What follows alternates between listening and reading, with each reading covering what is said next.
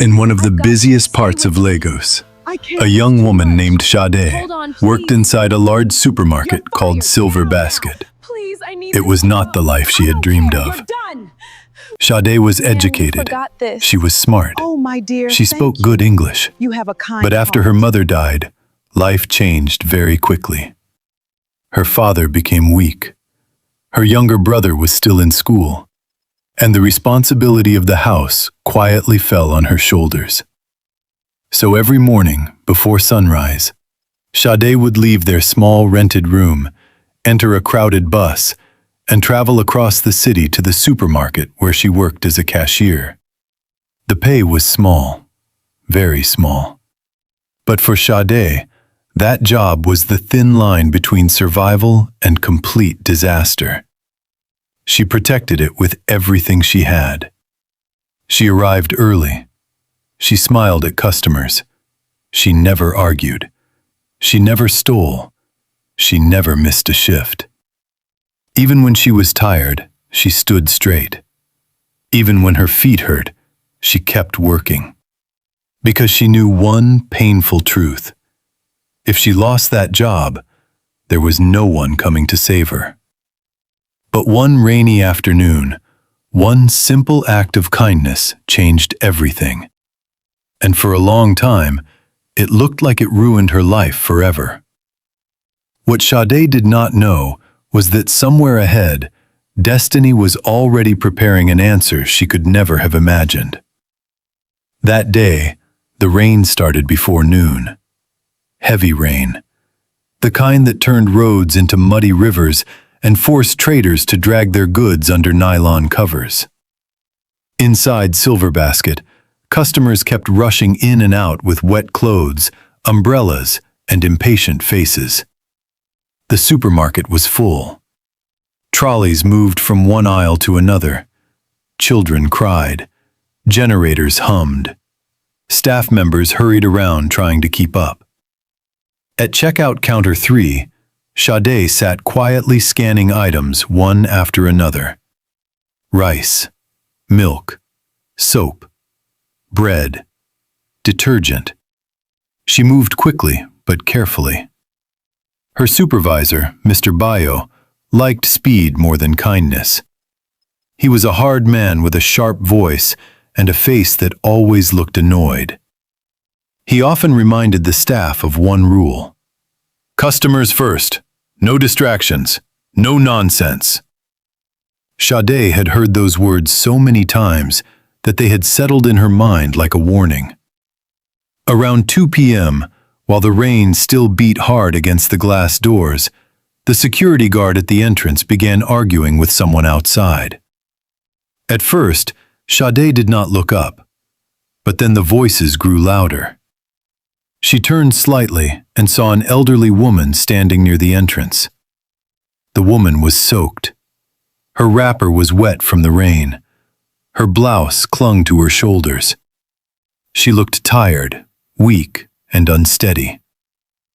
One hand held a handbag, the other held the wall. The security guard was frowning. "Madam, you cannot stand here," he said. "Move away from the entrance." The old woman tried to speak, but her voice sounded weak. "Please, water. Just a little water." A few customers looked at her, then quickly looked away. Some assumed she was a beggar. Others did not want trouble. Mr. Bayo walked over and his face hardened immediately. "What is this?" he snapped. The security guard answered quickly. "She says she wants water, sir."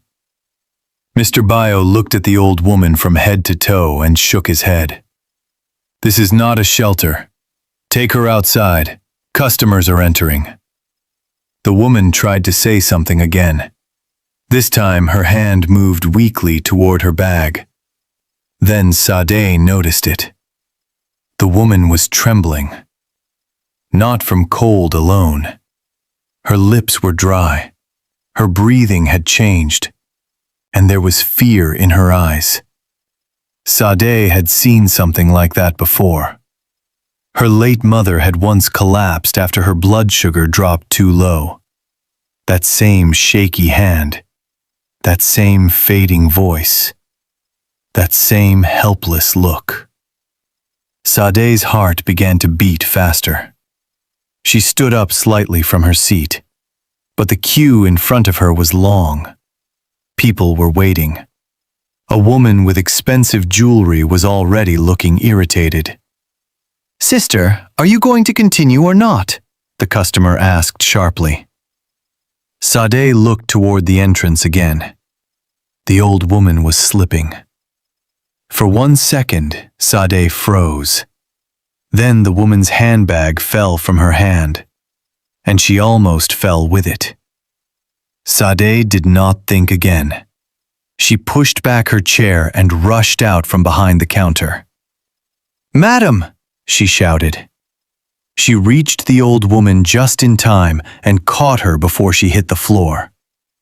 The customers gasped. Mr. Bayo turned around angrily. "What are you doing?" he barked. But Sade ignored him. The old woman's body felt light, too light, as if all the strength had left her. Sade supported her gently and said, "Please, sit down. Sit down." There was a plastic chair near the wall. She pulled it quickly and helped the woman sit. Then she knelt beside her. "Madam, can you hear me?" The woman nodded weakly. "My sugar," she whispered.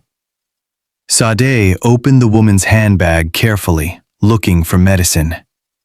Inside, she found a phone, a purse, tissues, and a small diabetic card. Her eyes widened. She looked back at the woman. It was true.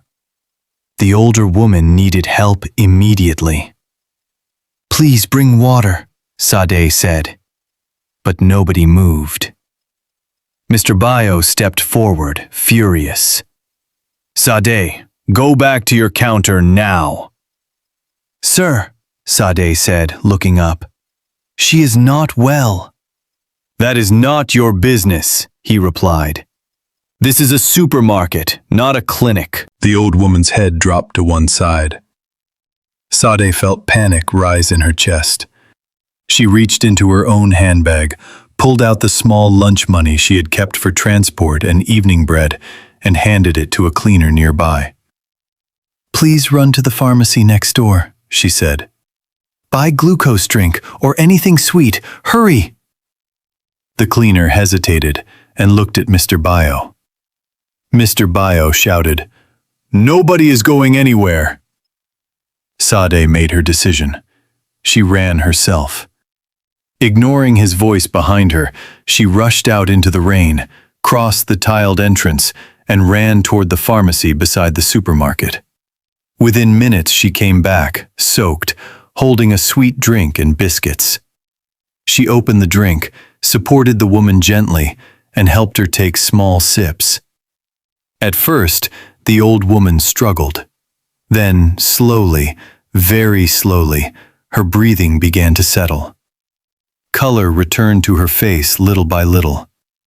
Sade stayed beside her, speaking softly. "It's okay, madam. Slowly. You're safe." For a few moments, the entire supermarket felt strangely silent.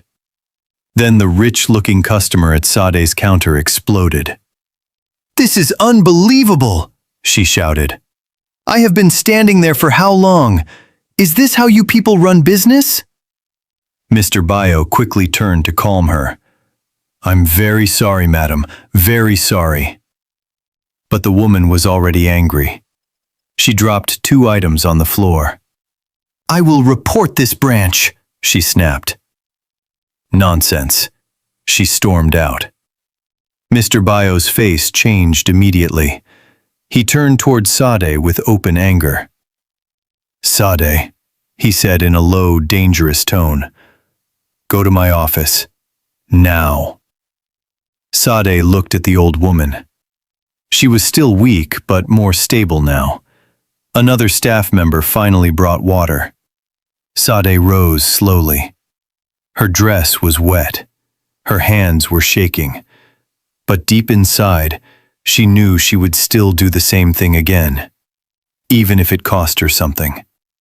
She just did not know how much. Mr. Bayo did not even allow Sade to explain properly. The moment she entered his office, he closed the door hard behind her. "What kind of foolish behavior was that?" he demanded. "Sir, she was having a sugar attack," Sade said. "She could have collapsed." He slammed a file on the desk. "And so? Did I employ you as a doctor?" "No, sir, but nothing," he shouted.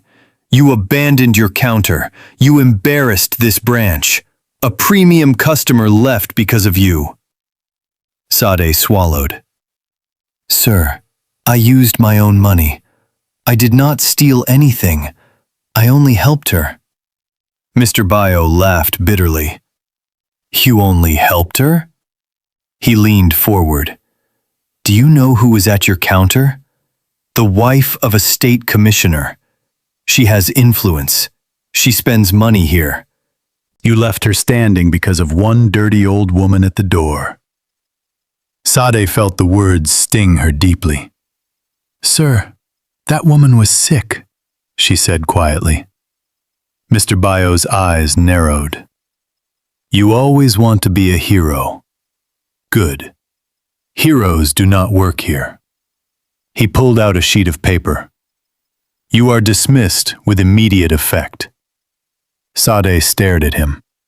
For a moment, she thought she had heard wrong. "Sir?" "I said you are dismissed," he repeated.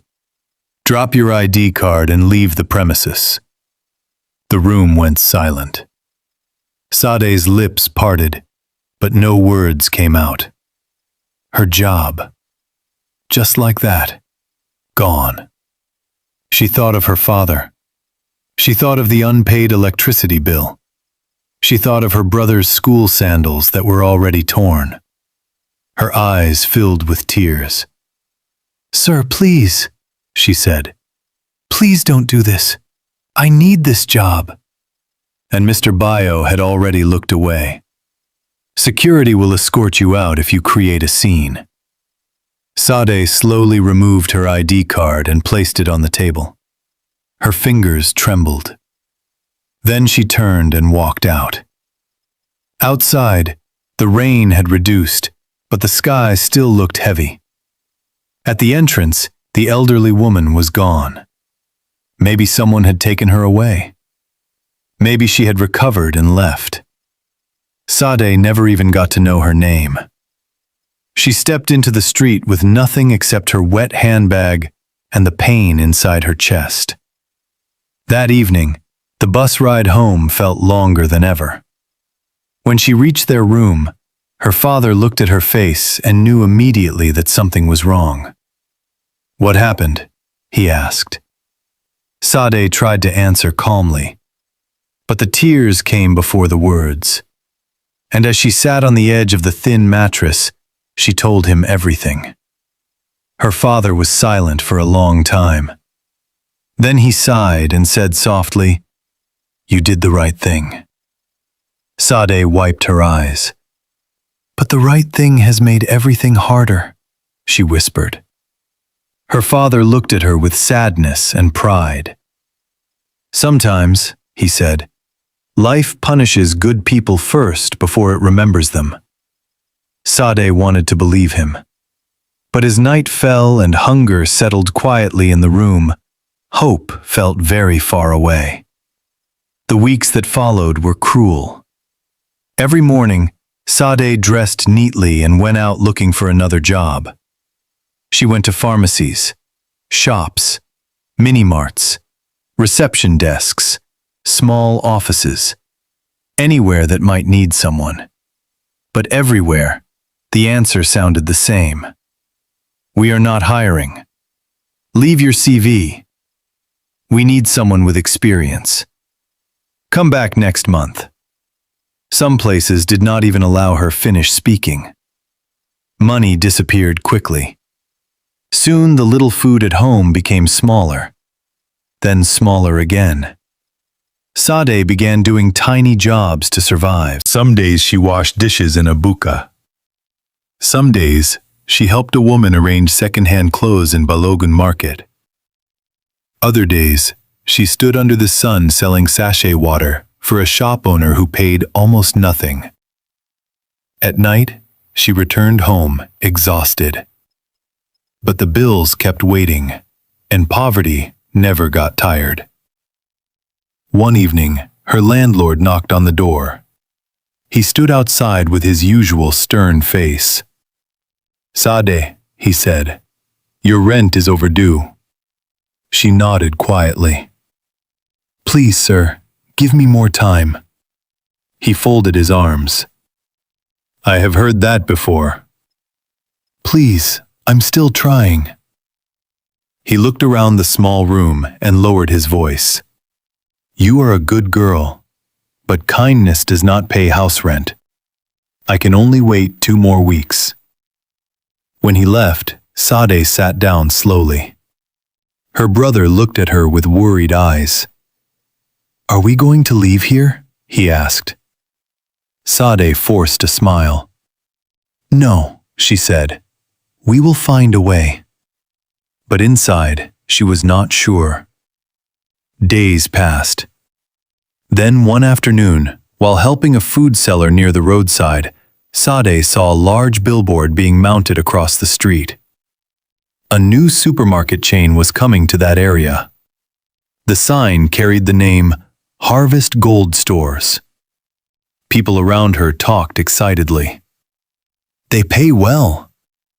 I heard the owner is one powerful woman. They are opening big branches." Sade looked at the billboard only for a moment before turning away. It meant nothing to her then. She had already learned not to expect anything from life too quickly. What she did not know was that somewhere in the city, her name had already been spoken again. The elderly woman from that rainy day was not poor. She was not homeless. And she was not ordinary. Her name was Chief Mrs. Temilade Adebayo. She was one of the wealthiest businesswomen in the country and the founder of Harvest Gold Stores, a fast-growing chain of supermarkets and wholesale supply centers. That rainy afternoon, she had been traveling quietly without her usual public attention. Her car had developed a problem near the road. Her driver had gone to get help. She had stepped into Silver Basket to rest for a short while because she was beginning to feel weak. She was diabetic. And within minutes, her sugar level dropped dangerously. Later, after she recovered in a private clinic, she remembered one face clearly. The face of the young cashier who had refused to ignore her. The face of the girl whose name tag read, Sade. Chief Temilade asked one of her assistants to visit Silver Basket quietly and find the young woman. But when the assistant returned, the news was disturbing. "She no longer works there, Ma," the assistant said. "Why?" Chief Temilade asked. "They fired her the same day." Chief Temilade went still. "Fired her? For what?" The assistant hesitated. "For leaving her counter to help you." For a few seconds, Chief Temilade said nothing. Then she slowly removed her glasses. A deep disappointment settled in her chest, not only because Sade had suffered, but because she now saw clearly the kind of place Silver Basket truly was behind its bright lights and polished shelves. She asked more questions. The more she heard, the more troubled she became. At the time, Silver Basket had been trying to attract investment and partnership attention from bigger retail brands. They had no idea that the weak old woman they dismissed at the door was one of the people who had quietly been observing the market. Chief Temilade did not make any public noise. She did not argue. She did not send threats. She simply made a private decision. Silver Basket would never receive her support. But that was not enough. She wanted to find Sade. Not because Sade asked for anything, but because true character is rare. And when she found it, she did not want to ignore it. The search took time. Lagos was big. People moved often. Jobs changed. Addresses disappeared. But Chief Timilide was patient. And patient people with resources usually find what they are looking for. 2 months later, the pressure in Sade's life became worse. Her father's medicine finished. Her brother's school sent a warning over unpaid fees. The landlord returned again. This time, his patience was almost gone. That same evening, Sade sat outside their room on a low stool, staring at the dusty ground. Her hands lay weakly in her lap.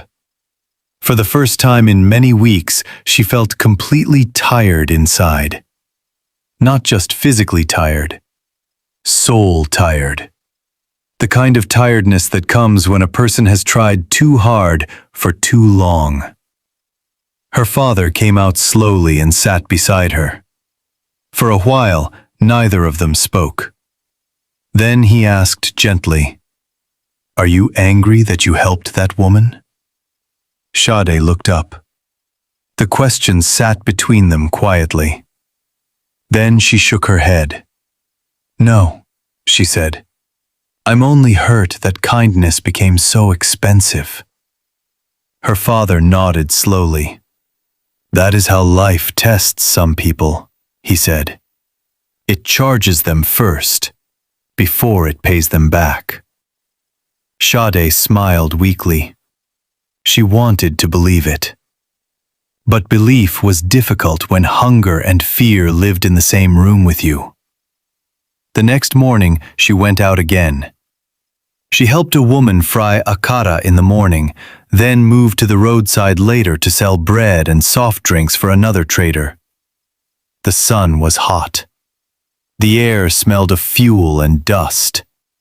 Cars passed loudly. Sade stood there calling customers with a tired but respectful voice.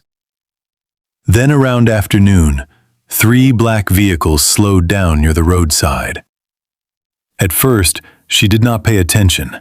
Big cars passed often. But one of them stopped.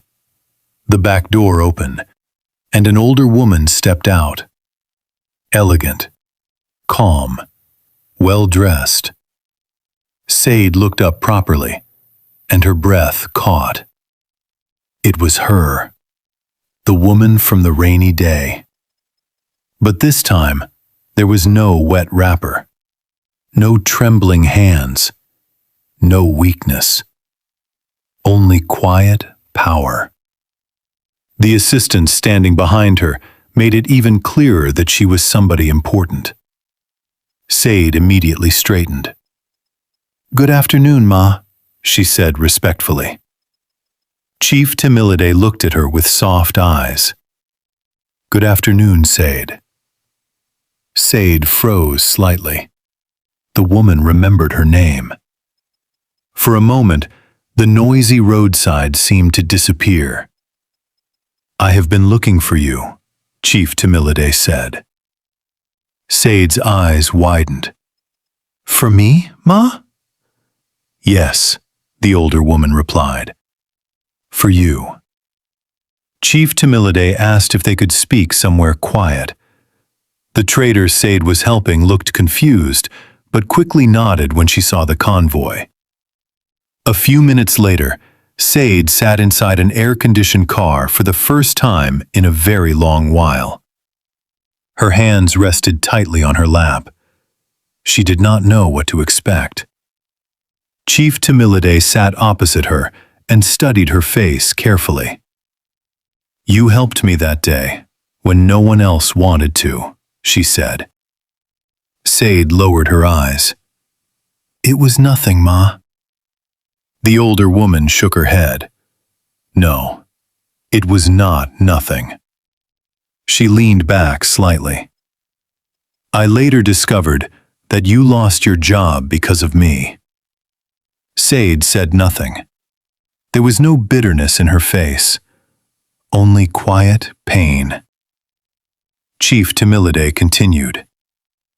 I also learned that you used your own money to help me. Sade nodded once. You were very weak, Ma, she said softly.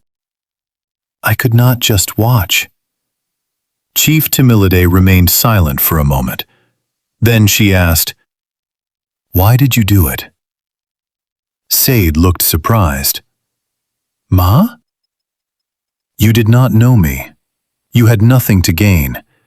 Your supervisor was already shouting at you, yet you still helped me. Why? Sade thought for a few seconds. Then she answered in the simplest way possible. Because you needed help. Chief Timilide's expression changed. Some answers are powerful, not because they are long, but because they are true. Did you know you might lose your job? The older woman asked. Sade nodded slowly. I feared it, she admitted. But I feared something else more. What was that? That if I ignored you, I would never forgive myself. The car became quiet. Chief Timilide turned slightly toward the window. For years, she had built companies, signed contracts, and employed thousands of people. She had met polished people, ambitious people, educated people. But sincerity like this was rare. Very rare. When she looked back at Sade, her decision had already become stronger. What is your educational background? She asked. I studied business administration, Ma, Sade replied. But after school, family problems started. I could not build a career. Chief Timilide nodded. Then she said something Sade did not expect. I would like to give you an opportunity. Sade blinked. Opportunity, Ma? Yes. Chief Timilide folded her hands neatly. My company is opening new branches. I do not want to give you charity. I want to give you a chance. Sade's throat tightened. Chief Timilide continued, You will go through paid training first. If you perform well, I will place you in my company. For a moment, Sade could not speak. Her eyes filled with tears almost immediately. Ma, she whispered. Chief Timilide raised a hand gently. Do not thank me yet. Earn it. Today nodded quickly. Yes, Ma, I will work hard. I believe you will, Chief Timilide said. Then, after a pause, she added one more sentence. And your family will not be thrown out of their house while this process is going on. Sade's hand flew to her mouth. The tears came fully now, the kind that rise when relief enters a place that has been hurting for too long. Thank you, Ma, she said through trembling lips. Thank you so much. Chief Timilide looked at her with calm warmth. No, Sade, she said quietly. Thank you. Training began the following week. For the first time in many months, Sade woke up with hope instead of fear. Harvest Gold's training center was different from every place she had worked before. There was discipline. There was structure. There was respect. The trainers were strict but fair. Sade learned customer service, inventory systems, communication, branch operations, and digital reporting. At first, she felt nervous. Many of the other trainees looked more confident. Some had previous experience. Some came from better backgrounds. But Sade had something many of them did not have. She had endured life. And people who have endured life often know how to focus when a real chance finally appears. She listened carefully. She asked questions. She stayed late to revise. She practiced everything she was taught. Weeks passed, then months. Slowly, her confidence returned. Not the noisy kind, the quiet kind that grows from competence. One afternoon, after a presentation exercise, one of the trainers smiled and said, "Sade, you have leadership presence." Those words stayed in her heart, because for a long time, hardship had made her forget who she was. Meanwhile, Harvest Gold paid her training allowance as promised. Her father's medicine was bought again. Her brother returned to school with his fees partially settled. The landlord, after receiving assurance from the company, suddenly became patient and polite. Life had not fully changed yet, but for the first time it had turned. And that turning meant everything. At the end of the training period, all trainees were assessed. Results were reviewed carefully. Some passed. Some performed average. A few stood out. Sade was one of the best. Not because anyone favored her, but because she had truly earned her place. A few days later, she received a message asking her to report to the head office. Her heart began to beat fast the moment she saw it. She dressed carefully that morning. Simple, neat, respectful. Then she traveled to the office and sat outside a large room, waiting to be called in. When the secretary finally opened the door, Sade stood immediately. "You may go in." Inside the office, Chief Temilade sat behind a wide desk. She looked up and smiled. "Welcome, Sade." "Good morning, Ma," Sade said. "Sit down." Sade sat carefully. Chief Temilade reached for a brown envelope on the table and slid it toward her. "Open it." Sade picked it up. Her fingers were slightly unsteady. She opened the envelope and pulled out the paper inside. Her eyes moved across the words, then widened. It was an employment letter. A real one, and not for a low position. She looked up, stunned. "Assistant Branch Operations Officer," she read softly. Chief Temilade nodded. "Yes." Sade's lips parted. "Ma, this is for me?" "It is," Chief Temilade replied. "You earned it through your performance." Sade looked back at the letter again as if she was afraid it might disappear. Then tears filled her eyes once more. "Thank you, Ma," she said. "Thank you. I will not disappoint you." Chief Temilade smiled. "I know." Then she opened a small drawer and brought out a key card. "This," she said, "is for the staff apartment attached to your posting package." Sade stared at it in complete shock. "Apartment?" "Yes," Chief Temilade said calmly. "You and your family need stability. You cannot lead well if you are worrying every day about eviction." Sade could no longer hold herself together. She covered her face and cried. Not from sadness, not this time, but from the overwhelming weight of a prayer finally answered. For months, she had carried fear in silence. Now, in one moment, dignity was returning to her life. Chief Temilade allowed her cry. Sometimes, healing needs space. When Sade finally looked up, Chief Temilade spoke gently. "Never be ashamed that life became difficult," she said. "The important thing is that difficulty did not destroy your heart." Sade nodded through tears. Those words settled deep inside her. The change did not happen overnight, but it happened steadily. Sade resumed work at Harvest Gold and quickly proved herself. She was professional, calm, observant. She treated customers with respect, including the poor ones many others ignored. Whenever she saw elderly people enter a branch, she paid attention. Whenever a junior staff member made a mistake, she corrected them without humiliation. People noticed the difference. Even senior colleagues began to respect her. At home, her father grew stronger with regular medication. Her younger brother returned to school with confidence. And for the first time in a long time, their nights became peaceful. No landlord threats. No darkness from unpaid bills. No fear about the next meal.